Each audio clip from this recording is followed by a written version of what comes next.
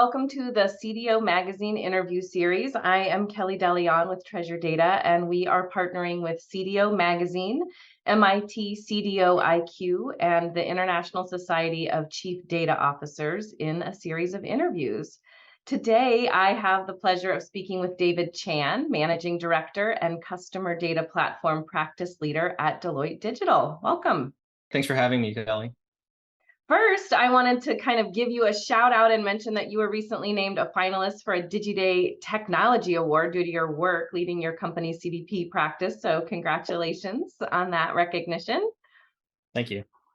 Of course, you've been working with customer data for many years at this point, but for those who might be a little bit less familiar with customer data platforms, can you just describe what they are or what differentiates a CDP from maybe other customer data tech? Sure. So when we talk about customer data platforms, I think most people think about the origination of when did customer data platforms come into existence. And usually if you follow like David Robb, right, it's really around, hey, there was a desire for a marketing database. And so a lot of the customer data platform solutions, if you read their marketing materials, it's really focusing on marketing. Now, I think there's definitely an evolution of that in the past couple of years where people are realizing that, hey, if you're solving for marketing use cases, can't you solve for sales and service and commerce use cases? And the answer is absolutely yes. And so the way I would describe a CDP, and it's something that I use at Deloitte just because it's a simple construct. It's really around data decision delivery. It's about how do you unify data, disparate data sources, how do you do identity resolution and create a unified profile that's actionable, how do you make better decisions, and by unifying that data, better insights, better analytics, and then how do you then deliver those insights through an activation channel like email, like paid media. So it's really around, that unification of data, centralized decisionings, and orchestrated journeys that you deliver.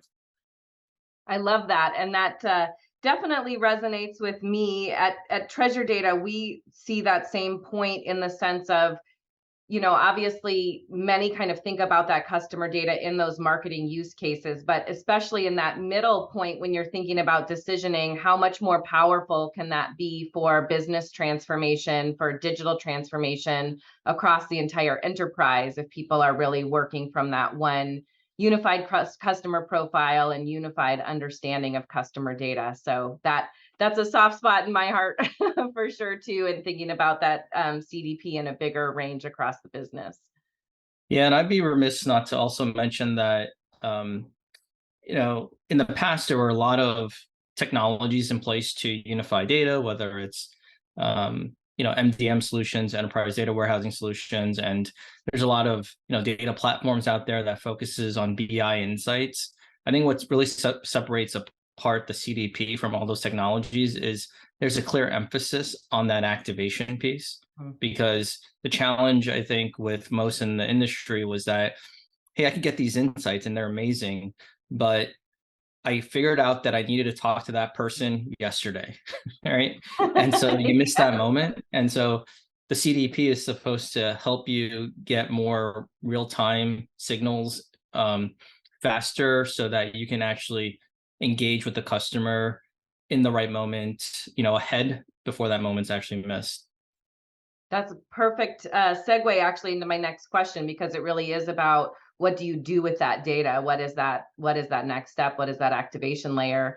So I wanted to talk to you a little bit about digital transformation, and certainly customer experience is one of the key sort of motivators or focuses in a lot of businesses' digital transformation initiatives. And both Deloitte and Treasure Data recently conducted different research, but that pointed in many of the same directions, which is that many brands are wanting to take more ownership of their data, maybe even leaning into first-party data more than in the past.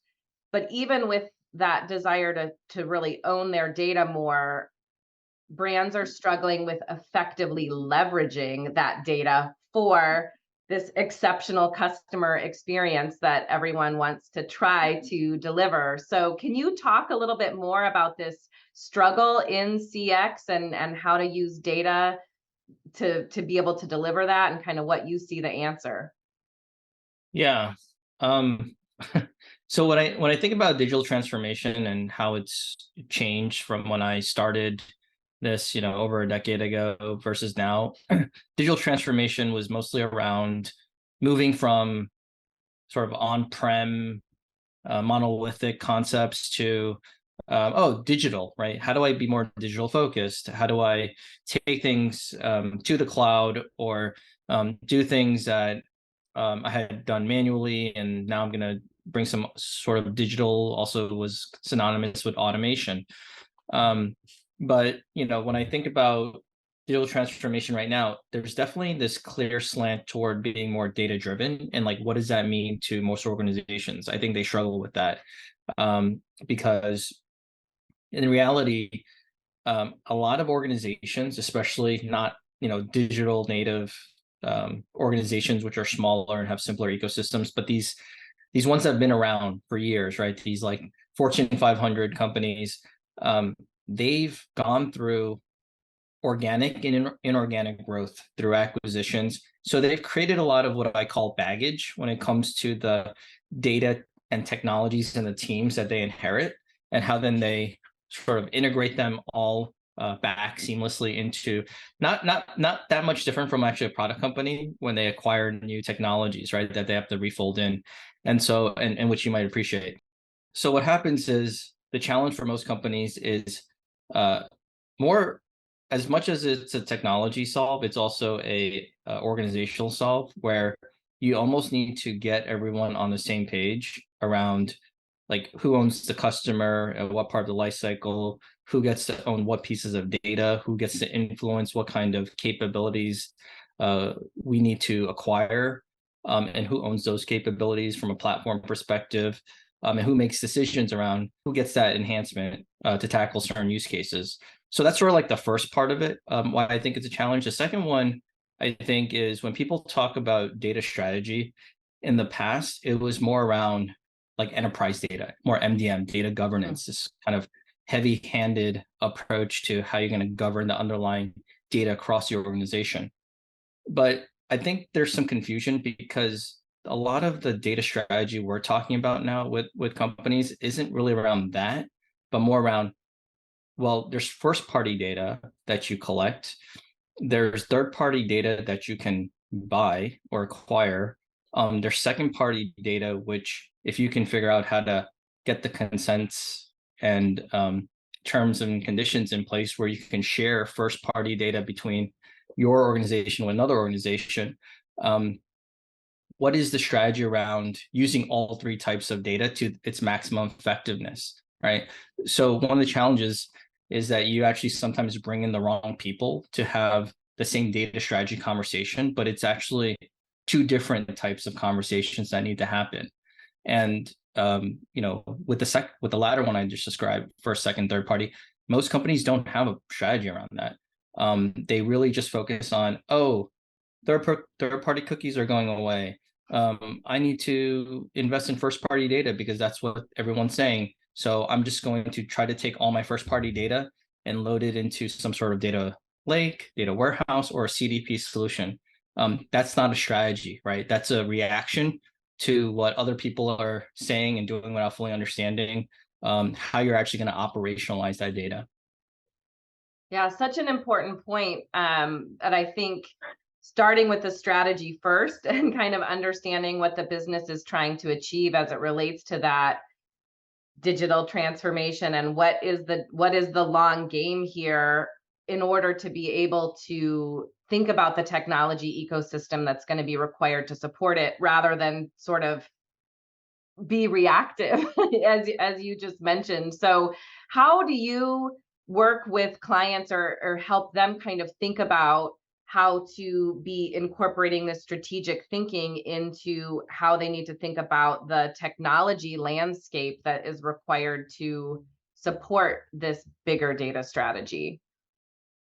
So I think a very simple construct, similar to the 3Ds I talked about, is the concept of a choice cascade, where you try to understand, hey, what's your strategy? What are your values and measures? Um, what are the capabilities you need? What are the technologies? And then finally, what's the organizational construct that can support that? So you don't have to follow that particular choice cascade, but I find it really useful when I'm having conversations with my clients. And one thing that I would say people get stuck on is, oh, what if my strategy is not right and my values and measures are wrong? And they get stuck in paralysis by analysis. And what I tell them is, it's not about getting the strategy perfect. It's about being able to articulate like a strategy in which you can tell your leaders as well as your teams that this is where we're headed and this is what we want to get to. It's not going to happen overnight, but at least have like a plan of where you're driving that bus. And you can pivot, right? Everyone wants to be agile. Everyone wants to be able to pivot as things change. And so that's why it's most important to have a strategy, not the perfect strategy, just a strategy. Then it's about values and measures, right? How do you measure success? Why is this valuable? How does the value that I think I can get out of a digital transformation or CDP program drive and map up to these the strategy that we described, right? Once you know that, then it's a focus on capability, which the capability doesn't have to be a technology capability, right? It's just a capability of muscle that the organization needs to own. And it will leverage a combination of people, process, tech to enable that capability. And then that's when you kind of go down that choice cascade around, okay, now we understand what capabilities are required, what are the technologies, and then what are the peoples and processes. Mm-hmm. And I think it's so important that articulating that strategy, knowing that it might not be perfect, it will evolve over time, but being able to really articulate that and have a clear vision across the organization is so important. I'm curious from where you sit, there is so much change that has happened that we've kind of already been talking about, but how have you seen sort of the need for customer data platform evolve over the broader backdrop of digital transformation? How have you seen the need for CDP evolve over the last 10 years as these strategies have been evolving? So CDP, right? I said earlier, was typically considered driven by marketing. So it was claimed to be this like low code, no code solution. Don't need to use IT. It's very somewhat marketing focused. And so because of all that conversation earlier on, most people think about CDP as like a martech, marketing tech solution. When in reality, I mentioned it earlier, I think people are coming to realize, well, it doesn't have to just serve martech. It has ad tech applications, CRM like sales, service, care, commerce. There's and obviously general personalization. So it's evolved to expand the usage across more than that marketing use case. Mm-hmm. But I think the other thing that I'm seeing in the market is most companies, when the marketing organizations have traditionally been able to make decisions around their technologies, I think more often than they had ever in the past. Marketing team wants a marketing automation tool, ad tech team wants a DSP or DMP, et cetera. They basically have free reign. CDP, I think, brought in IT into the mix where they've never had a problem before, but now they suddenly become very, very interested in, well, I have an opinion now on the customer data platform. And it's not just IT, right? The IT that you know and love, that you've worked with on the MarTech IT side or the CRM IT side, it's enterprise IT. So I joke around that this is almost like your long distant cousin that exists, but they never show up to family gatherings. This enterprise IT now shows up to these meetings and talk about, well, how does this fit with our enterprise kind of data architecture, enterprise data ingestion patterns, things like that. So the biggest change, I think, is now CDP is actually sitting at an intersection between two groups who both care a lot, but they're coming at it from two different angles. And they're not wrong. It's just they just have different, wants and understanding about what's being accomplished. And that's probably the next thing that needs to be solved for most organizations on how do you get alignment between those two groups? How do you move forward? Because I've seen a lot of CDP projects stall because of that particular issue. So I think that's a good place for us to end our conversation. Thank you so much, David, for having this chat with me. And I want to just thank you for your time. Yeah, thank you, Kelly, for having me.